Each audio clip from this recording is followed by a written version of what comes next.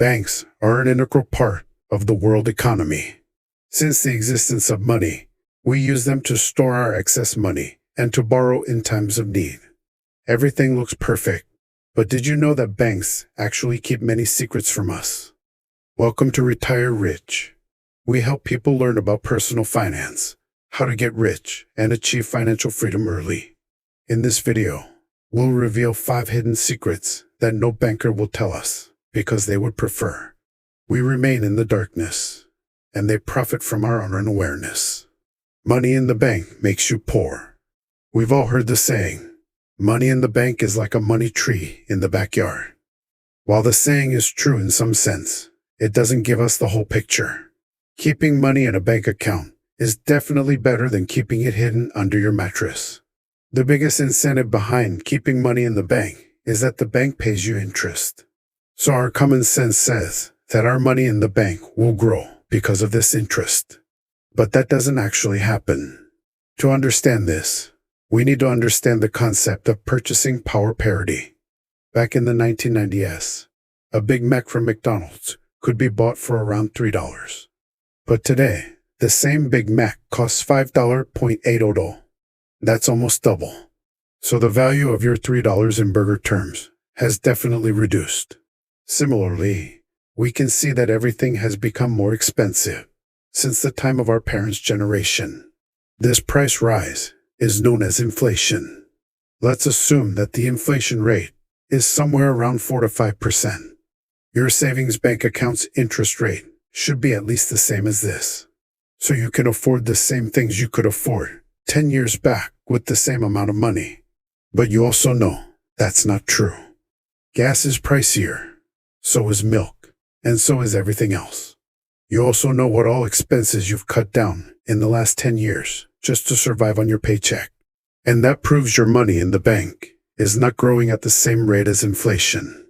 On the face of it, banks generally give you a 3% interest rate.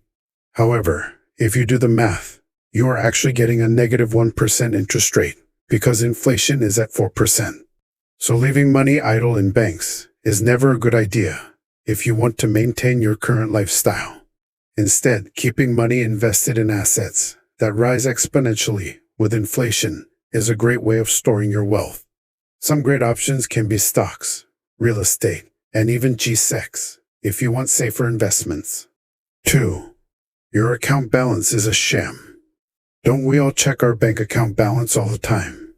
Yes, we do. It gives us the peace of mind that no matter what happens, we will have at least as much money as our account balance shows. But that's not always the case. Your account may not always let you withdraw all the money in it. The reason behind this is called the fractional reserve system. Under this system, every bank is allowed to lend out all the money they have in their deposits, after setting aside a fraction of it as reserves. The reserve ratio is dictated by the central bank of the country, which is the Federal Reserve in the U.S. After keeping the required reserve amount aside, banks lend out the rest at a rate higher than what they pay you. The difference between the lending rate and the deposit rate is their profit. Let's look at some numbers. Suppose you deposit $1,000 in your account. The reserve ratio is 10%, so the bank can lend out 90% of your $1,000 to loan seekers. But this is not where it ends. When your bank lends someone $900, it gets deposited in the loan seeker's bank account. This second bank again reserves 10% and lends out 90% to someone else, which is $800 $10. And this cycle continues. Do you know how much money is created out of $1,000 when the reserve ratio is 10%? The answer lies in your grade 8 math book. This is a standard infinite geometric progression problem. In simple words, the total money generated from $1,000 is $1,000 divided by 0.1. Yes, this is money created out of thin air. Are you wondering why banks can do this? Well, the answer is simple.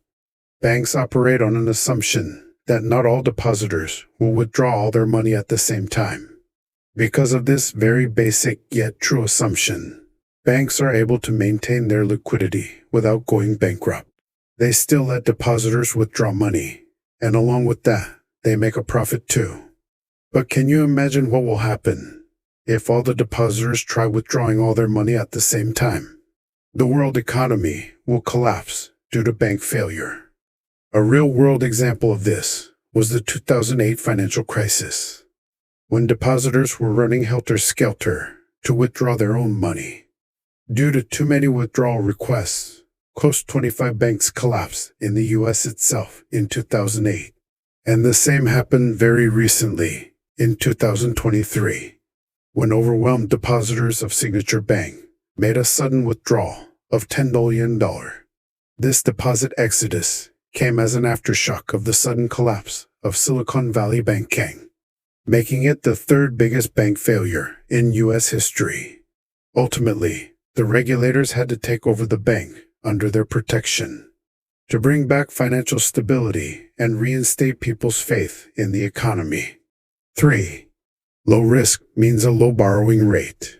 While average middle-class people borrow money when they don't have money, the wealthy borrow money despite having money. The biggest reason why the wealthy borrow is because the richer you get, the cheaper the loan gets.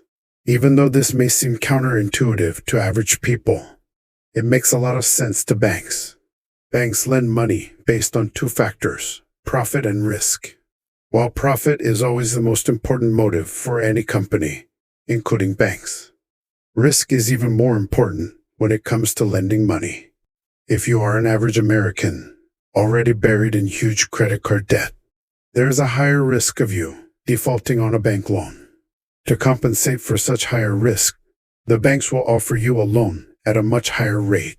On the other hand, someone like Mark Zuckerberg can get the same loan for much lower. Naturally, the risk of lending to Mr. Zuckerberg is almost negligible compared to lending money to any average American. And this is exactly what happened when Mr. Zuckerberg went to take out a home loan in 2012. While the average mortgage rate was 2.69%, Mr. Zuckerberg got it only for 1.05%. That's a rate difference of 2.69 minus 1.05, 1.64%. While a rate difference of just 1.64% may not seem much in percentage terms, in money terms, this created a sizable difference. Zuckerberg borrowed $5.95 million. So the rate difference of 1.64% meant $96,580 less interest was for Zuckerberg. That's almost $100,000 every year over his 30-year home loan. Or you can say, his loan was $3 million cheaper, even without the compounding effect. 4. Debt is free money for the rich. Another reason why the rich borrow, despite having enough spare cash, is because debt has several other benefits too. Continuing with the story of Mr. Zuckerberg's loan, we can show you how you can use debt to your benefit. As we all know, Zuckerberg, with a net worth of $15.7 billion at that time, didn't even need that loan. But he still borrowed. The hidden truth behind this was that he knew, by simply putting such money in an index fund at 8%, he would earn close to 7% in interest, a return much higher than the 1.05% he owed the bank. On top of that, using this loan for tax breaks, Zuckerberg saved even more money by paying lesser taxes. So if you are smart like Zuckerberg about your debt, you can easily convert your debt into free cash. If you want to learn more about leveraging your debt, you should definitely read Robert Kiyosaki's best-selling book, Rich Dad Poor Dad, or watch this book summary video on our channel. 5. Credit cards are a boon for banks.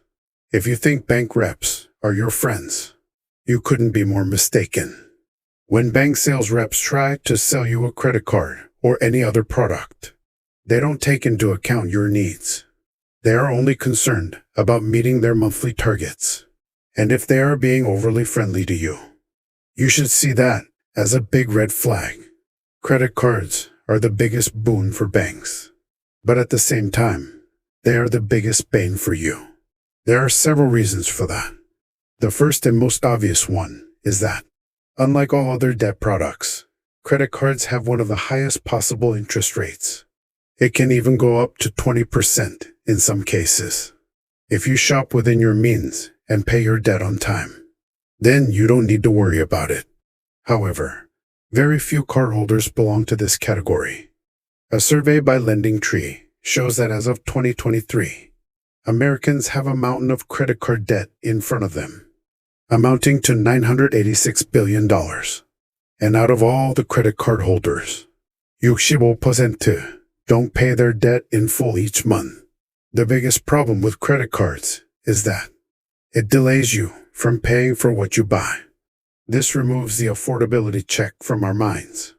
We start spending without knowing how we will pay off our debt. That's how the debt spiral starts. The second, but much more subtle problem with credit cards is the processing fee. This is not the annual charges charged by the bank. Instead, it is the extra you pay every time you make a purchase. Banks charge sellers and shopkeepers a processing fee every time a customer pays using a credit card. And this can go as high as 15% if merchants start paying this out of their own pockets. Most of them will go into losses, so they pass it on to the customers by increasing the product prices. Therefore, a $100 purchase includes this 15% processing fee, which you would never know unless you ask the shopkeeper. Finally, the third problem with credit cards is that the banks can increase the interest rates by just giving you a 15 to 30-day notice, after which it is deemed accepted. And if you are like most people, you would never look into the fine print of these bank documents to decide whether you still want to continue with a credit card or not. If you found this video helpful, make sure to leave a like and subscribe to the channel.